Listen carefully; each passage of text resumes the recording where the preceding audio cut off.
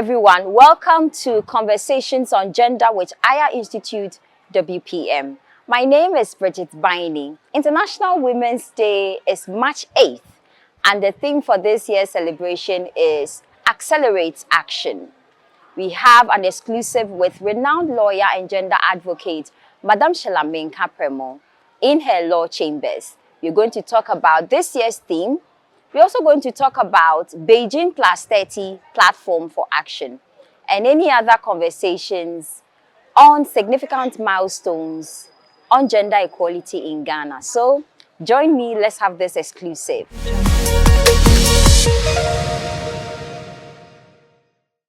Thank you very much.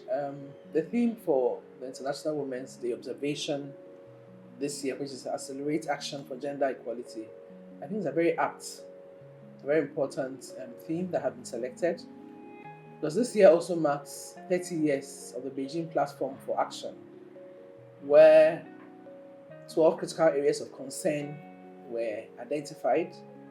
Various actions were spelled out in it for states, for civil society, for individuals to be doing to make sure that there's movement on these three critical areas of concern.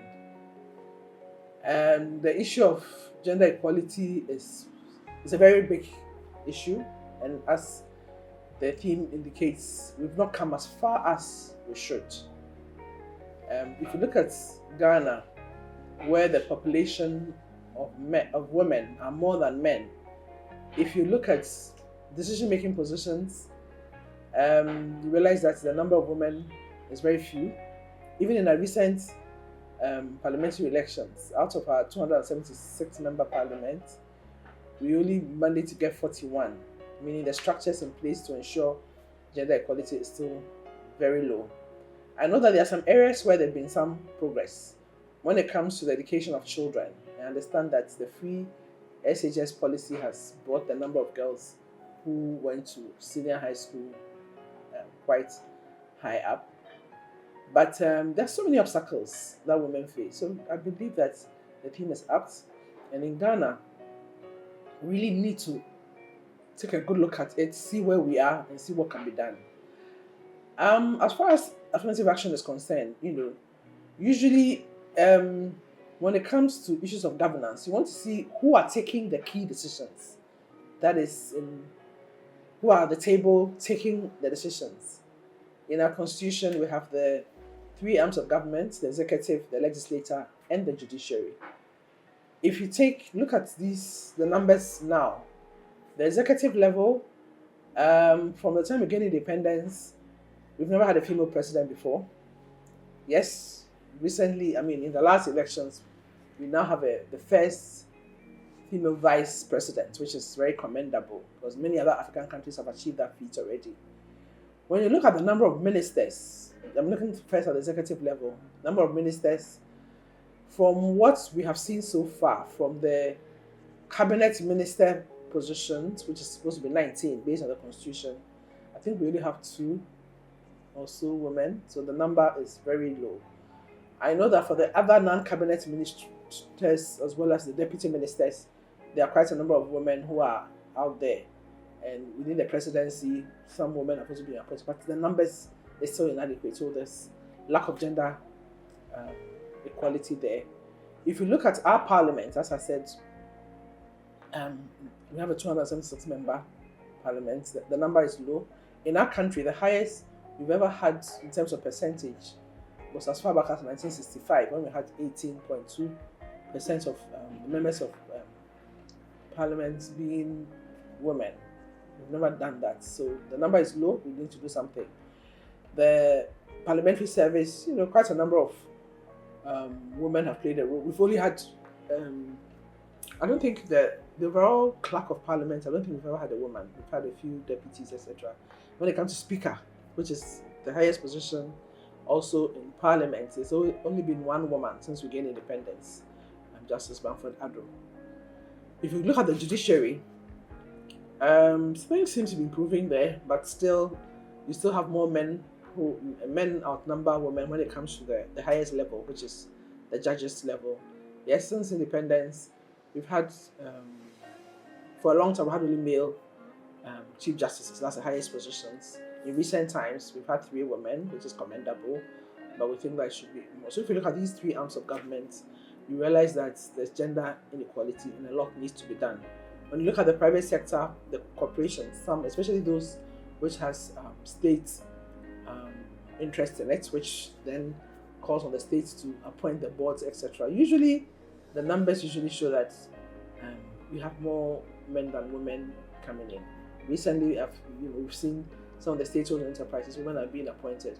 So for me, for us, one tool that we think will help to accelerate gender equality in Ghana is the passage of the Affirmative Action in brackets Gender Equity Act of 2024, Act 1121.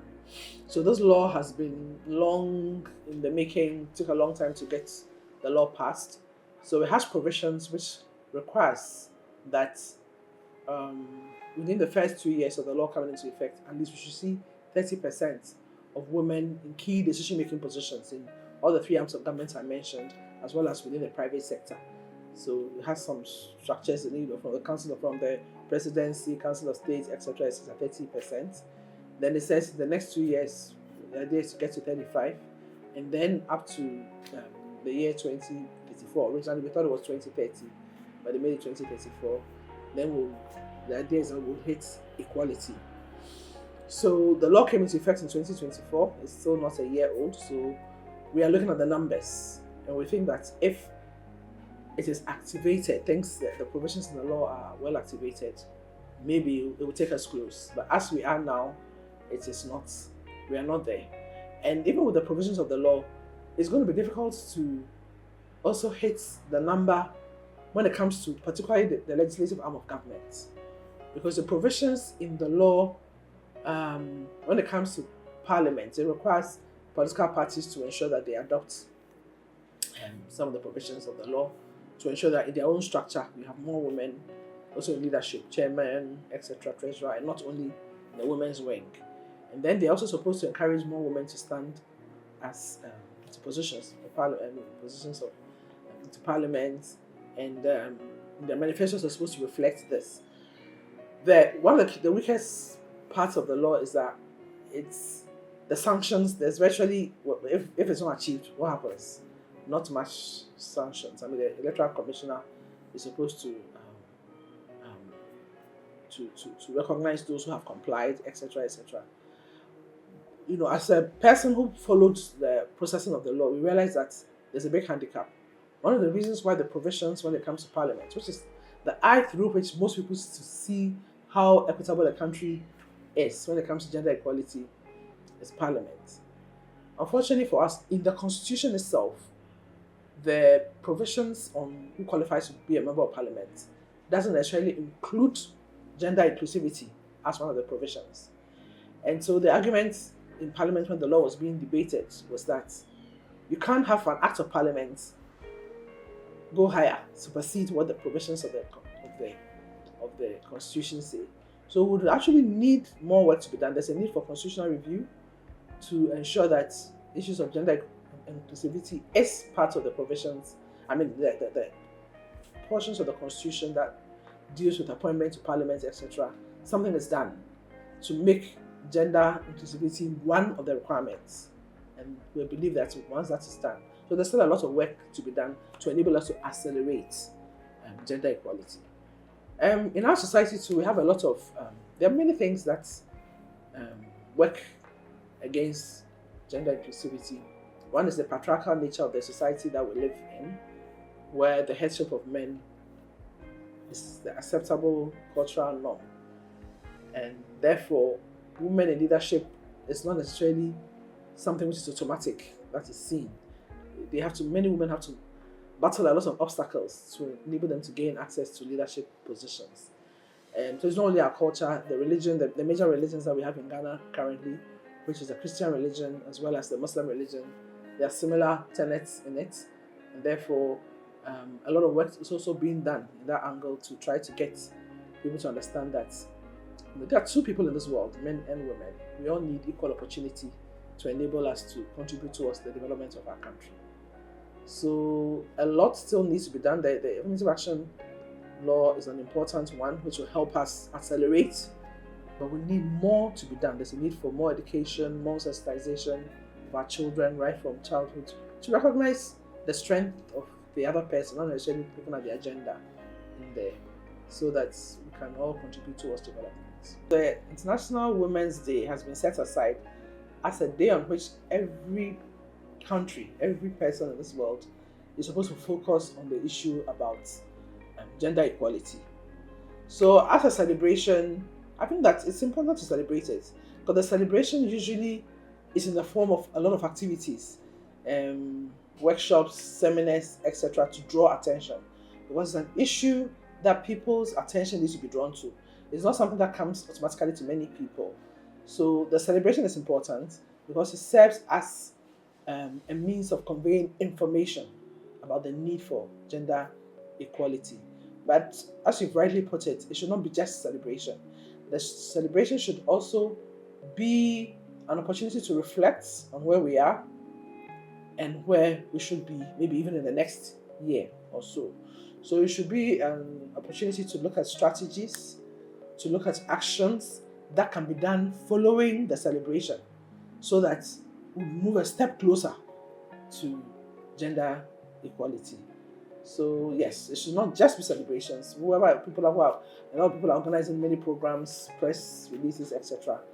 I expect to see not just the commemoration, but what within the particular sector they intend to do to move the process forward. As I said, the Beijing Platform for Action, where we are celebrating 12 years of, has 12 critical areas of concern.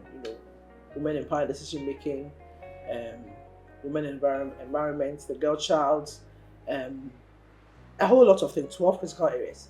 For me, it's very important for us to use this opportunity because it gives you a nice summary of the key areas of concern for women where we need some actions to be taken. So I would urge stakeholders to celebrate, yes, but also to strategize, be contextual, look at the 12 critical areas, try and measure to see what has happened and what needs to be done, so that next year when we meet and we are celebrating, we will know that there have been some movements. It shouldn't just be commemorating and being happy and just celebrating, but a time to strategize, a time to review, and then a time to set some more benchmarks for progress, so that we'll be able to see the movement that we've made in the next year. So for me, these two significant things, which is having the first female vice president and then having the Affirmative Action Bill also passed in the last, being effective the last quarter of last year, it's very significant. It means that following the celebration of the 2024 one, certain things were being done to get us to where we are today.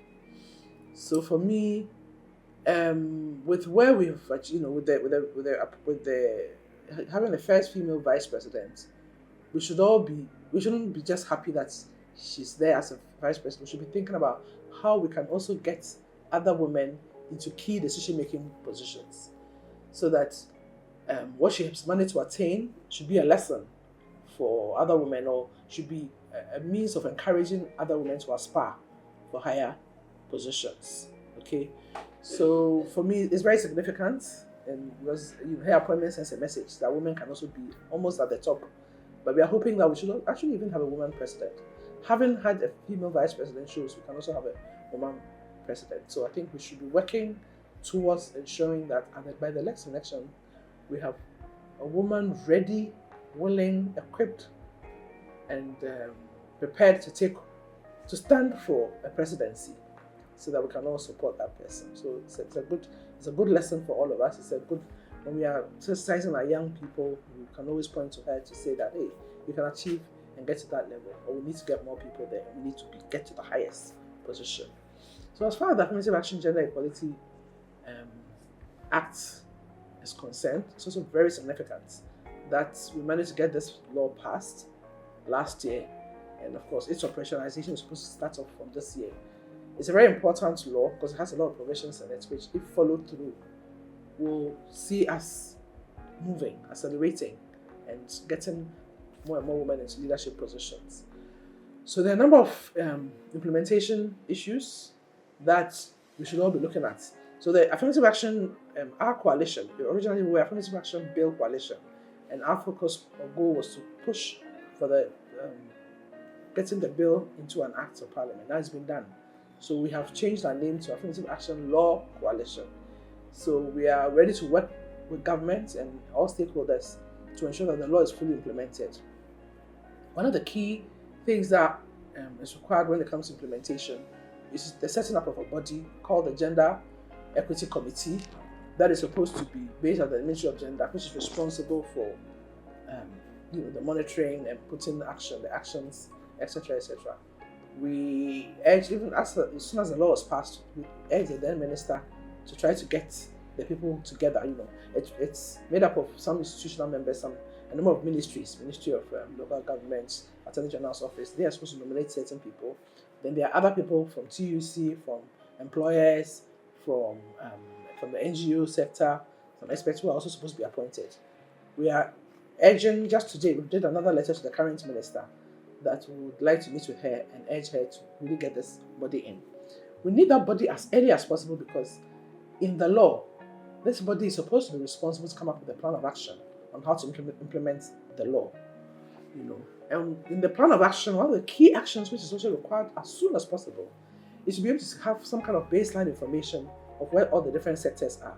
Because if you're going to measure by the year 2026 to see whether we've managed to achieve 30%, you need to know where you're starting from. And all the different sectors are not at the same place. Some are doing better. I know that judiciary, they are getting close. Maybe they may be 40-something%. And when it comes to chief directors of the various ministries, it may be less. Maybe there are fewer chief directors as compared to and then other positions. So the GEC needs to be set up. They have to come up with their plan of action because in the law itself, it sets out the things they're supposed to do. Then they're supposed to get some money to get that baseline study done, just to see where each sector is, so that it gives them information to be able to monitor. They also need to set up some kind of computer-based system where, once they feed it with information on baseline, they will keep monitoring the sector, what they are doing, who's being appointed, whatever. This body is also supposed to be responsible for sensitization. After sensitization, anybody can. Civil society is already running. We've been on a number of programs doing sensitization, but it's one of their key responsibilities. So we're hoping that resources will be made available to them to also spearhead some of the information. They have, Ministry of Gender has officers in all the regions so that they can all be parts of that implementation thing. The other thing I forgot to mention is one of the things that Gender Equity Committee is also responsible for is to come up with what they call legislative instruments, LI. Every act of parliament, there's room for legislative instruments to be able to give legs to some provisions in the law. And sometimes, if there's a delay in getting that LI done, there are some things in the law that may be difficult to activate. So one of the things they're supposed to do is to set up a committee to quickly look at the law, see the areas that needs to be rolled out so that they can quickly, especially the reporting, the law makes room for people to report where there's either abuse or where people are not complying. So there's supposed to be a mechanism. Other institutions come in, Shuraj, for instance, has been doing some of these, especially the labor-related discrimination already. The Labour Commission has also been doing the Shuraj response for human rights abuse.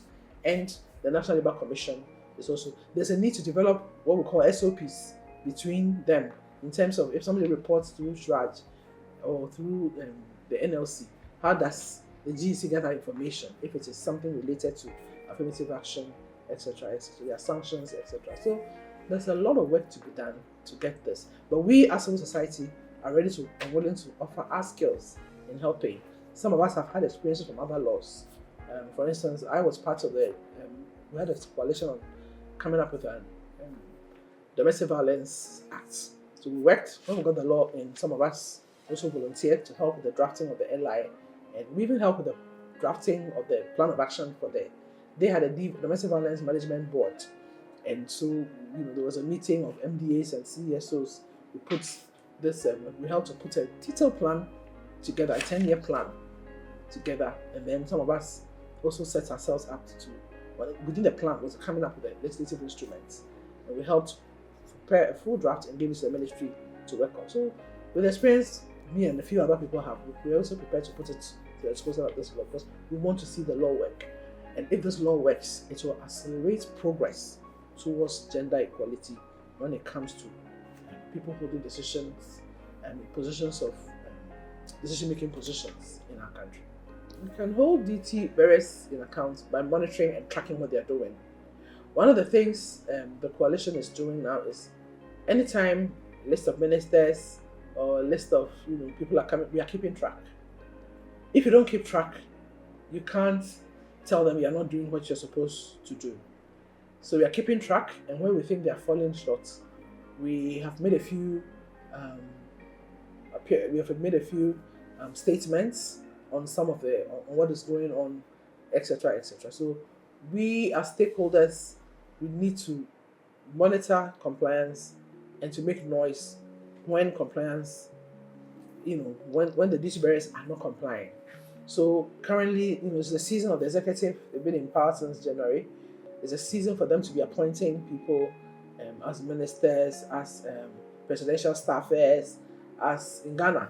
We have a constitution that gives the president a lot of power when it comes to state-owned enterprises, appointment of managing directors and board members, etc. So we are monitoring, and we come up with statements where we think they are falling short. We will also be looking at the parliamentary service itself, because in the law, they also have a role. So we need data, we need information, we need mechanisms to enable us to have information and collect data and be in a position to make noise, to call duty bearers to order if they are not complying, because they need to comply with the provisions of the law. And for me, the key thing too is we are also not looking for token women, just putting just any woman anywhere. We want women who are able to deliver to be appointed into various places. So if you look at the profile of the women who have been appointed, they all seem to be very competent and qualified in the area in which they work in. It's very important. We're monitoring the ministers, the regional minister. It started off with the regional ministers that were coming up. Originally, we weren't happy with the percentages, etc. But of course, with time, the men dominated again in there. But we kept also looking at the profile of the women who were being appointed, and we were quite pleased. At least the well-qualified women, most of them at least have first degrees, and quite a number of them have masters and a few with PhDs, etc. So we are monitoring and holding duty bearers accountable, because we want the law to work, and we are not looking for tokenism as some people are thinking. So we are also very happy and we commend when things are going on. But when currently we are not happy with the cabinet ministers. Out of the 19, I think only 2 or 3, 2 of them are women. We are not happy at all with that, and we are hoping that something can happen. I think I had a few radio stations call me, and they're saying that we are hoping, between now and 2026, when we are doing the first measurements, we are hoping something will happen, and then some spaces will be filled up with more women, so we can have more women in the cabinet. But the other thing we are very happy with, as far as for a long time, at the Ministry of Gender, Children and Social Protection, which is responsible for coordinating issues to do with gender within government, at least it's been made cabinet level ministry. So we're very happy with that. We are hoping that the minister will gain the voice, gain the ear of the president and the other cabinet members, so that more things will be done to help. Other people are doing things. I know there's a group called ASEPA, African Center for Parliamentary Affairs. Their goal is to try to sensitize members of parliament to make more gender-sensitive lawmaking. I've been part of the resource people that they use, so they've been consistent. They've done workshops with quite a number of members of parliament. We're even supposed to have had one. It was yesterday and today, but today the dates have become a little yesterday. So others are also working with parliament. How do we ensure that every law that comes out, the gender considerations are taken on board? So if you are building a school, the needs of boys and girls differ.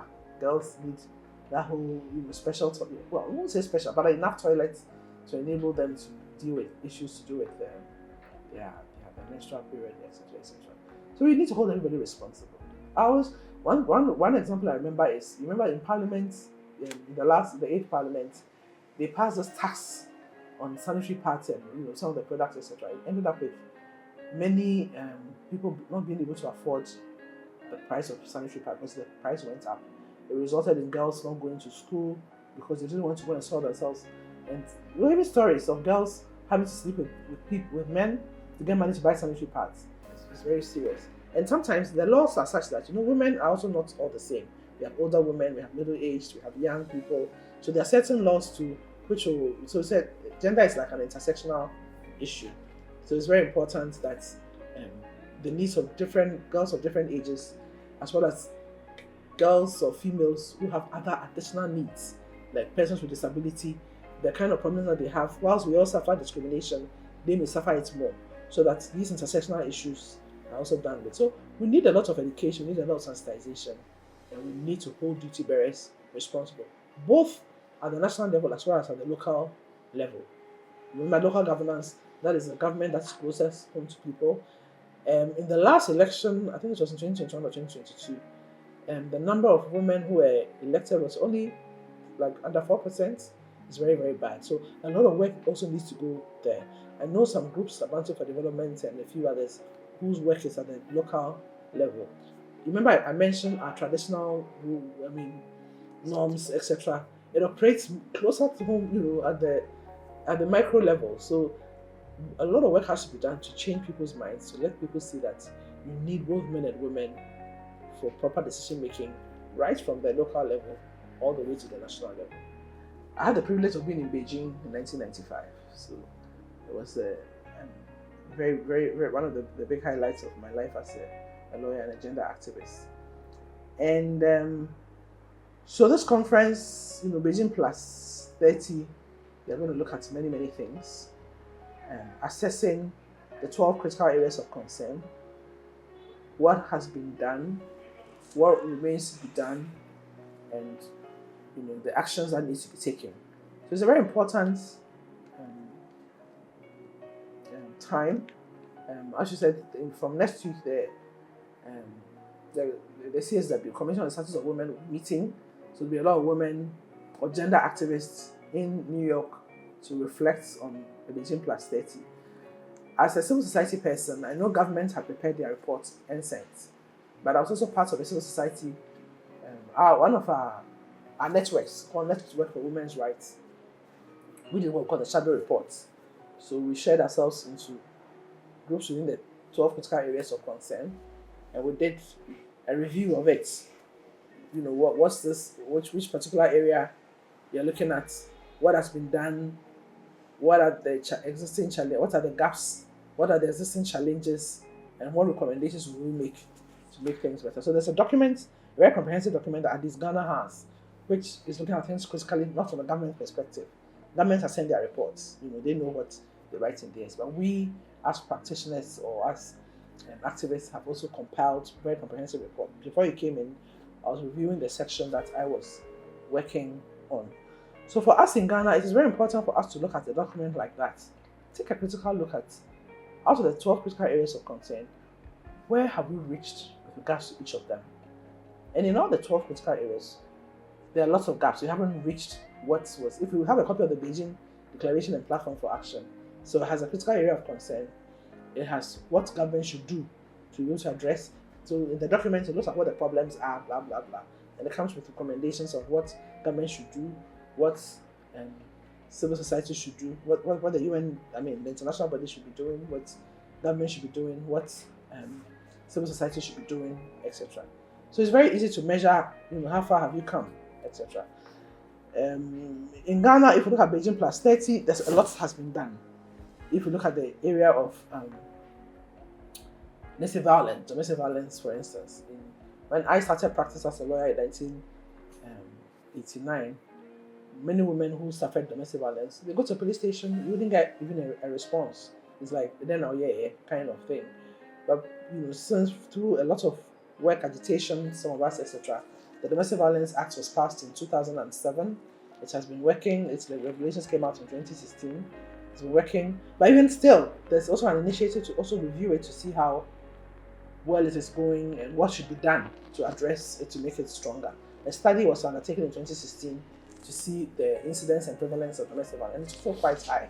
It said the study revealed that within 2 years of the study, because it was also done with GSS, Ghana Statistical Service, and the ministry, and the university in the UK, 27% of women had suffered some form of domestic violence, and then it also revealed that 20% of men had also suffered some form of domestic violence in there. So some recommendations have been done. Other areas, health, education, environment, climate change and women. I know a group, that's the work that they are doing. So it's good, for the conference, it's very important that we go with a blueprint, very honest about where we are and with strategies. And then listen to what other suggestions others come on board. As happens in most of these meetings, every 5 years, they come up with additional recommendations on what states. They listen to all that other states are doing, what the challenges are, and they come up with some common recommendations for state parties to ensure that when they go back, they follow up on it. So for me, I think it's very significant for them to go and reflect, listen to what others are doing. When you go for some of these conferences, you even learn from others in terms of what they have done to make things better in their country. So it's an important conference where all representatives meet and deliberate on things to see where we are. So it's also another opportunity to deliberate on it. If you have a chance to go, sometimes you go for the conference in New York, see people running all over the place, but at the end of the day, something good comes out of it. So I believe that Ghana will go and they have a good blueprint of where we are with regard to all the 12 critical areas, women in the media, women and the girl child, etc. So they will showcase what they have. Whilst government is presenting in different areas, the NGO shadow report will also, if they are not presenting things as they are, we have a document which will showcase what the real state of the state is with regard to that particular area. And we can be able to judge it, then to give the UN and the other bodies who are monitoring a better sense of what we have managed to achieve and what challenges we have and what gaps there are. And maybe the support that could be provided to enable us to get better before the next system. So the context is accelerating. So I believe they'll be asking everybody, what are you doing to accelerate? I believe that the Affirmative Action Gender Equity Act is one of the things Ghana will go and showcase when they go there. At least finally, we've passed this law. Yes, implementation is pending, but at least I'm sure that when it comes to women in power and decision making, Ghana will score high for at least coming up with the legislation. I'm sure they will ask them about issues to do with implementation, and I'm sure things will get better. When it comes to education, I think Ministry of Education, from what I hear, primary level gender thing is okay. The secondary level I hear now is almost at par. I don't know, they will have the figures. So maybe they will look at the tertiary level. The girls also getting access. I know some of the public universities have affirmative action policies, at that level. And so things are improving. I was at Legon at an event on Monday where they were honoring a professor who had done so well for women, Professor Pia Quimenia. So the data that they presented, there's some data presented that in a particular year in the law school, over 80% of the students were female. So things are changing. People are getting access to good and higher education and professions. So I'm saying that the CSW, which is doing their annual meetings that they hold in New York in March, is a very good venue for us to be able to assess where we are with regard to the 12 critical areas of concern in the Beijing Platform for Action. It will enable us to also showcase the gaps or challenges that we have, and then what strategies we have come up with. As I indicated, the government will present its reports, but we also have the shadow reports prepared by civil society, which I believe is more critical than the government's own. So it will give those who are monitoring what countries are doing the opportunity to see what is really happening in our country with regard to step towards gender equality, looking at the 12 critical areas of concern. And then hopefully they also learn some strategies and some lessons in terms of what other countries have done. And then they'll bring it home for us to be able and apply it, for us to be able to have a better report next year and in the future. Audio Jungle.